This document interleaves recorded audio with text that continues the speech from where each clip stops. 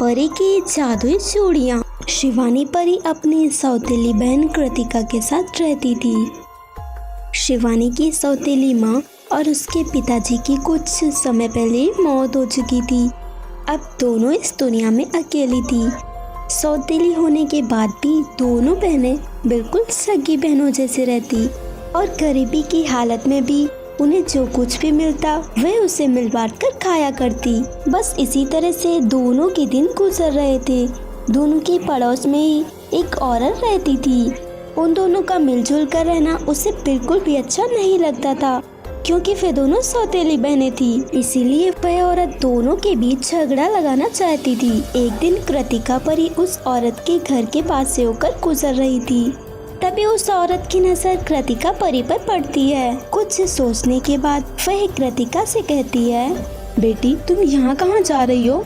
कुछ नहीं आंटी, बस थोड़ा काम था, इसीलिए मार्केट जा रही थी। तुम तो हमेशा काम ही करती रहती हो और तुम्हारी वो सौतेली बहन पूरा दिन घर पर ही बैठी रहती है। वो तो कभी कोई काम नहीं करती। आंटी आप ऐसा क्यों कह रही हैं? वो तो घर का काम करती है और मैं ही उससे कहती हूँ कि मैं बाहर का काम करूँगी। तू तो बहुत ही भोली है, कुछ नहीं समझती। पर तेरी बहन बहुत ही ज्यादा चालाक है। वो तेरे पीछे तेरी बुराइयां करती रहती है और तुझे चोर भी कहती है। नहीं शिवानी, ऐसा नहीं कर सकती। जरूर तुम्हें कोई भ्रम हुआ है। सच तो यही है। अब तू यकीन कर या ना कर।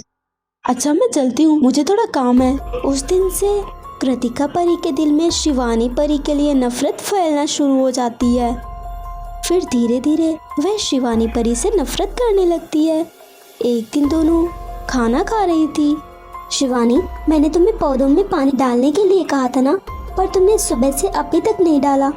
जब देखो तब मुझे ऑर्डर ही देती रहती हो।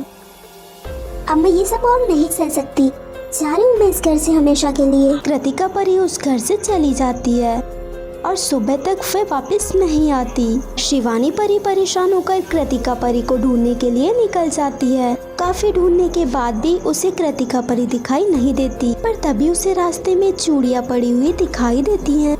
ये तो बिल्कुल नई चूड़ियाँ हैं, पर ये किसकी हो सकती है? किसने इन्हें फेंका होगा? मुझे किसी ने नहीं फेंका, बल्कि मैं जादुई चूड़ी हूँ और मैं जानती हूँ तुम्हारी बहन कहाँ है। इतना कहकर वह जादुई चूड़ी और शिवानी परी वहाँ से गायब हो जाती हैं और सीधा कृतिका परी के पास पहुँच जाती है। शिवानी परी मुझे माफ कर दो, मुझसे बहुत बड़ी गलती हो गई। तुमसे दूर जाने के बाद पता चला कि मैं तुम्हारे बिना नहीं रह सकती। वह औरत हमारे बीच झगड़ा लगाना चाहती थी। प्लीज मुझे माफ कर दो। शिवानी परी भी कृतिका परी को माफ कर देती है और फिर दोनों उन जादुई चूड़ियों के साथ रहने लगती है। सो फ्रेंड्स, अगर आपको ये कहानी अच्छी लगी हो तो वीडियो को लाइक कीजिए, चैनल को सब्सक्राइब कीजिए और हमें कमेंट करके जरूर बताएं कि आपको कहानी कैसी लगी। की शादी का जादुई बेड। हेलो दोस्तों, आज जो मैं आपको कहानी सुनाने जा रही हूँ, ये कहानी है परी की शादी के जादुई बेड की कहानी। तो चलिए दोस्तों, कहानी की शुरुआत करते हैं। सितारा परी बहुत ही अच्छी परी थी और वह हमेशा सबकी मदद किया करती थी और अपनी माँ के साथ रहती थी। उसकी एक कपड़ों की दुकान थी जिससे वे दोनों अपने घर का खर्चा चलाती थी। फिर कुछ समय के बाद सितारा परी की शादी भी तय हो जाती है। धीरे धीरे कुछ दिन बीत जाते हैं। एक दिन दोनों अपनी दुकान में थी, तब भी उस दुकान में आग लग जाती है। सितारा परी की माँ तो किसी तरह बाहर आ जाती हैं, पर सितारा परी अंदर ही रह जाती है। माँ मुझे बचाओ, आग तेजी से फैल रही है, कुछ कीजिए माँ। फिर काफी कोशिशों के बाद सितारा परी को आग से बाहर निकाल लिया जाता है। सितारा परी तो किसी तरह बच जाती है, पर पूरी दुकान उस आग में जल जाती है। दोनों बहुत ही दुखी होती हैं, क्योंकि दोनों के पास कमाने का कोई साधन नहीं बचता है। जब यह बात लड़के वालों को पता चलती है तो वह शादी करने से इनकार कर देते हैं। इस बात से दोनों बहुत ही दुखी हो जाती हैं। माँ अब पैसे कहाँ से आएंगे? मैं भी उसी बारे में सोच रही हूँ। तू चिंता मत कर, कुछ न कुछ हो जाएगा। मैं अभी काम ढूंढने के लिए जा रही हूँ, शायद मुझे काम मिल जाए। मैं भी चलूंगी आपके साथ। नहीं, तू यहीं रह, मैं शाम तक वापस आ जाऊंगी और अपना ख्याल रखना और चिंता मत करना, सब ठीक हो जाएगा। फिर उसकी माँ को भी काम मिल जाता है। उससे धीरे धीरे उनके घर का खर्चा चल रहा था। फिर एक दिन, माँ, मेरा बेड टूट गया है, क्या आप मुझे नया बेड ला कर देंगी? बेटी, कल मेरी महीने की तनख्वाह मिलने वाली है, मैं उसी में से तुम्हें नया बेड ला कर दूंगी।